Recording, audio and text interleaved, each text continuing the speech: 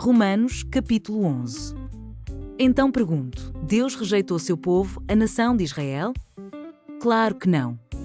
Eu mesmo sou israelita, descendente de Abraão e membro da tribo de Benjamim.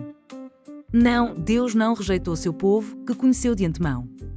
Vocês sabem o que as Escrituras dizem a esse respeito? O profeta Elias se queixou a Deus sobre o povo de Israel, dizendo: Senhor, eles mataram teus profetas e derrubaram teus altares. Sou o único que restou e agora também procuram me matar. E vocês se lembram da resposta de Deus? Ele disse: ainda tenho outros 7.000 que jamais se prostraram diante de Baal. O mesmo acontece hoje, pois uns poucos do povo de Israel permaneceram fiéis, escolhidos pela graça de Deus.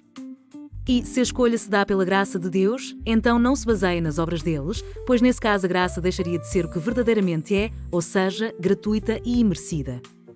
Portanto, a situação é esta: a maioria do povo de Israel não encontrou o que tanto buscava, mas uns poucos, aqueles que Deus havia escolhido, o encontraram, enquanto o coração dos demais foi endurecido. Como dizem as Escrituras, Deus os fez cair em sono profundo. Até hoje, fechou-lhes os olhos para que não vejam e tapou-lhes os ouvidos para que não ouçam. Da mesma forma, Davi disse: que sua mesa farta se transforme em laço, em armadilha que os faça pensar que tudo vai bem. Que seus privilégios os façam tropeçar e que recebam o que merecem. Que seus olhos se escureçam para que não vejam e que suas costas fiquem encurvadas para sempre. Acaso o povo de Deus tropeçou e caiu sem possibilidade de se levantar? Claro que não. Foram desobedientes e, por isso, Deus tornou a salvação acessível aos gentios para que seu próprio povo sentisse ciúme. Se os gentios foram enriquecidos porque os israelitas fracassaram ao rejeitar a salvação que Deus lhes oferece, imaginem como será a maior bênção para o mundo quando Israel for plenamente restaurado. Dirijo-me especialmente a vocês, gentios. E, uma vez que fui designado apóstolo aos gentios, enfatizo isso porque desejo que, de algum modo, o povo de Israel sinta ciúme e assim eu possa levar alguns deles à salvação. Pois, se a rejeição deles possibilitou que o resto do mundo se reconciliasse com Deus, a aceitação será ainda mais maravilhosa. Será vida para os que estavam mortos. Se a parte da massa entregue como oferta é santa, então toda ela é santa. E, se as raízes da árvore são santas, os ramos também o serão. Mas alguns desses ramos, alguns do povo de Israel, foram cortados. E vocês, gentios, que eram ramos de uma oliveira brava, foram enxertados na árvore.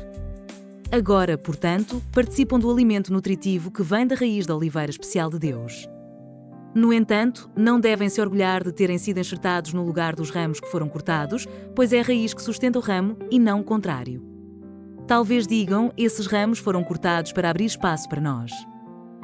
É verdade, mas lembrem-se de que esses ramos foram cortados porque não creram e que vocês estão ali porque criem. Portanto, não se orgulhem, mas temam que poderia acontecer. Pois, se Deus não poupou os ramos naturais, também não poupará vocês. Observem como Deus é, ao mesmo tempo, bondoso e severo. É severo com os que lhe desobedecem, mas é bondoso com vocês, desde que continuem a confiar em sua bondade. Mas, se deixarem de confiar, também serão cortados. E, se o povo de Israel abandonar sua incredulidade, será enxertado novamente, pois Deus tem poder para enxertá-los de volta na árvore. Vocês eram, por natureza, o ramo cortado de uma oliveira brava. Portanto, se Deus se mostrou disposto a fazer algo contrário à natureza ao enxertá-los em sua árvore cultivada, estará ainda mais disposto a enxertar os ramos naturais de volta na árvore da qual eles fazem parte. Irmãos, quero que vocês entendam este mistério para que não se orgulhem de si mesmos. Alguns do povo de Israel têm o coração endurecido, mas isso durará apenas até que o tempo dos gentios se complete. E assim todo Israel será salvo. Como dizem as Escrituras, o libertador virá de Sião e afastará Israel da impiedade. E esta é minha aliança com eles, eu removerei seus pecados. Muitos do povo de Israel agora são inimigos das boas novas e isso beneficia vocês, gentios. No entanto, porque ele escolheu seus patriarcas, eles ainda são o povo que Deus ama. Pois as bênçãos de Deus e o seu chamado jamais podem ser anulados.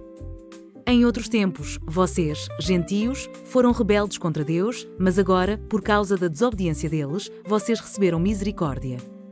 Agora eles são os rebeldes, e Deus foi misericordioso com vocês, para que eles também participem da misericórdia dele. Pois Deus colocou a todos debaixo da desobediência para que de todos tivesse misericórdia. Como são grandes as riquezas, a sabedoria e o conhecimento de Deus. É impossível entendermos suas decisões e seus caminhos. Pois quem conhece os pensamentos do Senhor? Quem sabe o suficiente para aconselhá-lo? Quem lhe deu primeiro alguma coisa para que ele precise depois retribuir? Pois todas as coisas vêm dele, existem por meio dele e são para ele. A ele seja toda a glória para sempre. Amém.